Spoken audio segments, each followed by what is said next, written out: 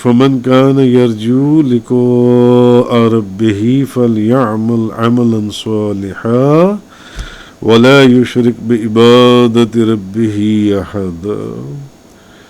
جو شخص اپنے رب سے ملاقات کی توقع رکھتا ہے اسے چاہیے کہ وہ نیک عمل کرتا رہے اور اپنے رب کی عبادت میں کسی کو شریک نہ بنے۔ اس کا کام ہے کہ وہ نیک عمل کرتا رہے، جو ان سے اخلاص کے ساتھ لگا رہے عبادت کے اندر۔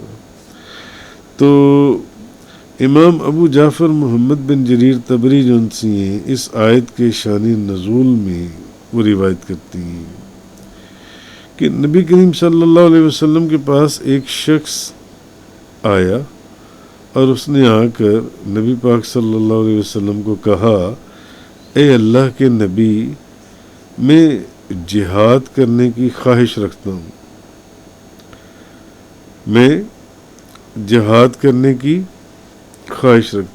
اور میں یہ چاہتا ہوں کہ لوگوں کو میرے جہاد کا علم ہو، لوگوں کو پتہ چلے کہ میں نے جہاد کی ہے۔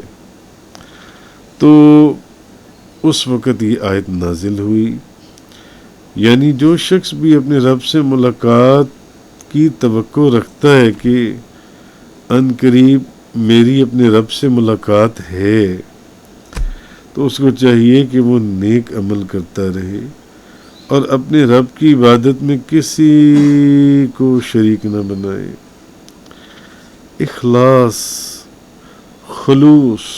اخلاص کے ساتھ عمل کرے۔ تو ایک حدیث جو پہلے بھی میں بے شمار دفعہ بیان کر چکا ہوں، ترمذی شریف کے اندر وہ حدیث آئی ہے کہ ایک شخص نے وہ مدینہ طیبہ کے اندر انہوں نے دیکھا کہ ایک شخص ہے جس کے ارد گرد لوگ جمع ہیں۔ تو انہوں نے پوچھا کہ یہ کون ہے جس کے ارد گرد اتنے لوگ کھڑے ہوئے ہیں؟ تو لوگوں نے کہا کہ یہ حضرت ابو ہریرہ ہیں۔ تو فرماتے ہیں کہ میں ان کے قریب جا کر بیٹھ گیا تو وہ لوگوں میں حدیث بیان کر رہے تھے۔ جب حضرت ابو ہریرہ خاموش ہو گئے اور اکیلے رہ گئے تو میں نے کہا کہ آپ مجھے کوئی ایسی حدیث سنائیں جس کو آپ نے خود رسول اللہ صلی اللہ علیہ وسلم سے غور سے سنا بھی ہو اور حضور سے سمجھا بھی ہو، یعنی آپ حضور سے آپ نے خود سمجھا ہو اور خود غور سے سنا ہو۔ تو حضرت ابو ہریرہ فرمانے لگے کہ میں تمہیں ایسی حدیث سناتا ہوں جس سے میں نے غور سے سنا اور سمجھا بھی ہے، اور حضرت ابو ہریرہ بے ہوش ہو گئے۔ پھر تھوڑی دیر کے بعد ہوش میں آئے اور کہنے لگے میں تمہیں ضرور ایسی حدیث سناؤں گا جو رسول اللہ کے رسول نے مجھے اس گھر میں سنائی تھی، اور اس وقت میرے اور آپ کے سوا اس گھر میں اور کوئی نہیں تھا، میں تھا اور اللہ کے نبی تھے، میں تھا اور رسول کریم تھے۔ تو یہ کہہ کر حضرت ابو ہریرہ پھر بے ہوش ہو گئے۔ پھر تھوڑی دیر کے بعد چہرہ ملتے ہوئے ہوش میں آئے اور کہا کہ میں تمہیں ضرور ایسی حدیث سناؤں گا جو اس گھر میں آپ نے مجھے سنائی، اور میرے اور آپ کے سوا اس وقت گھر میں کوئی نہیں تھا۔ پھر حضرت ابو ہریرہ تیسری مرتبہ پھر بے ہوش ہو گئے۔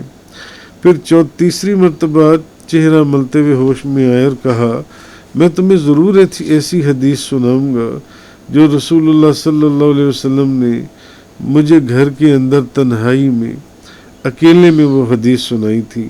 اور چوتھی مرتبہ پھر حضرت ابو ہریرہ بے ہوش ہو گئے اور پھر لڑکھڑاتے ہوئے اٹھے۔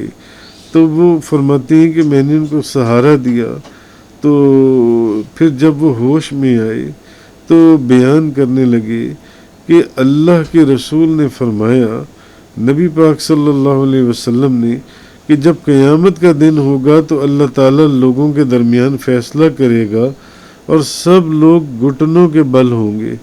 سب سے پہلے اس شخص کو بلایا جائے گا جس نے قرآن یاد کیا اور جس نے اللہ کے راستے میں جہاد کیا اور جو شخص بہت مالدار تھا، یعنی یہ تین شخص پہلے بلائے جائیں گے سب سے پہلے۔ تو اللہ تعالیٰ قرآن پڑھنے والے سے کہے گا کہ میں نے تجھے اس کتاب کا علم نہیں دیا تھا، جو میں نے اپنے رسول پر نازل کی، وہ کہے گا کہ کیوں نہیں اے میرے رب۔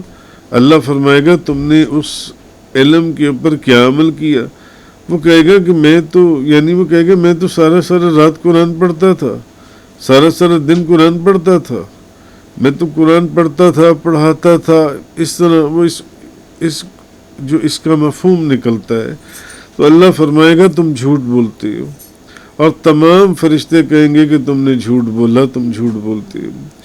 اللہ فرمائے گا کہ تم قرآن پڑھتے تھے، پڑھاتے تھے صرف اس لیے کہ لوگ کہیں گے کہ یہ قرآن پڑھتا ہے، یہ تو بہت بڑا قاری ہے، یہ تو بہت بڑا قاری ہے جن سے، تو یہ تو بڑا زبردست قرآن پڑھتا ہے۔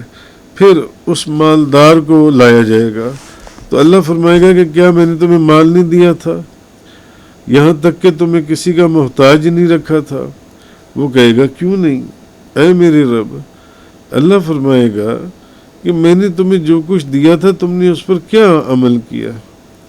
تو وہ کہے گا کہ میں رشتہ داروں سے نیک سلوک کرتا تھا، میں تو صدقہ کرتا تھا، لوگوں کو دیتا تھا، کسی کو مشکل ہوتی تھی تو اس کو پکڑا دیتا تھا۔ اللہ کہے گا، اللہ تعالیٰ فرمائے گا کہ تم جھوٹ بولتے ہو، اور فرشتے بھی کہیں گے کہ تم جھوٹ بولتے ہو۔ اللہ فرمائے گا نہیں، تمہارا ارادہ اصل میں جو تم دیتے تھے وہ یہ تھا کہ لوگ کہیں گے کہ یہ تو بندہ بڑا رحم دل ہے، بڑا لوگوں کی مدد کرتا ہے، بڑا سخی ہے۔ تو پھر اس شخص کو لایا جائے گا کہ جو اللہ کے راستے میں قتل کیا گیا۔ اللہ پوچھے گا اس سے کہ تمہیں کس چیز میں قتل کیا گیا؟ تو وہ کہے گا کہ مجھے تیرے راستے میں جہاد کا حکم دیا گیا، تو میں لڑا، میں قتل کر دیا گیا۔ اللہ اس سے فرمائے گا تم بھی جھوٹ بولتے ہو۔ فرشتے کہیں گے کہ تم جھوٹ بولتے ہو۔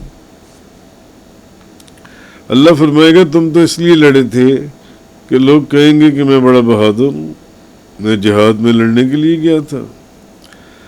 اب یہ کہا تو حضرت ابو ہریرہ فرماتی ہے پھر رسول اللہ صلی اللہ علیہ وسلم نے اپنے گھٹنے کے اوپر ہاتھ مار کر فرمایا، اے ابو ہریرہ، قیامت والے دن اللہ کی مخلوق میں یہ پہلے 3 شخص ہوں گے، یہ پہلے 3 شخص ہوں گے جن سے جہنم کی آگ بھڑکائی جائے گی۔ یعنی اس قاری سے جو رات دن قرآن پڑھتا تھا، اس مالدار سے جو رات دن پیسہ خرچ کرتا تھا، اور اس شخص سے جو بظاہر اللہ کے راستے میں قتل کیا گیا شہید تھا۔ یہ وہ لوگ تھے، کیونکہ وہ قاری دکھانے کے لیے قرآن پڑھتا تھا کہ لوگ میری تعریف کریں گے کہ میں بہت بڑا قاری ہوں، حافظ قرآن ہوں، اور وہ مالدار صرف اس لیے سخاوت کرتا تھا کہ لوگ کہیں گے بڑا رحم دل ہے اور بڑا سخی ہے۔ اور وہ جو اللہ کے راستے میں قتل کیا گیا کہ لوگ کہیں گے میں بہت بہادر ہوں جن سے، نبی پاک صلی اللہ علیہ وسلم نے فرمایا یہ وہ لوگ ہیں، یعنی یہ رات دن قرآن پڑھنے والے اور لوگوں میں خرچ کرنے والے، تو جن سے جہنم کی آگ کو بھڑکے، یہ پہلے 3 شخص ہیں جن سے جہنم کی آگ کو بھڑکایا جائے گا۔ تو پھر وہ فرماتے ہیں کہ میں نے یہ حدیث حضرت معاویہ کو سنائی تو حضرت معاویہ نے کہا کہ ان لوگوں کو یہ سزا دی گئی ہے تو باقی لوگوں کا کیا حال ہوگا؟ اور پھر حضرت امیر معاویہ اتنا روئے کہ وہ فرماتے ہیں ہمیں ایسا لگا کہ وہ ہلاک ہو جائیں گے۔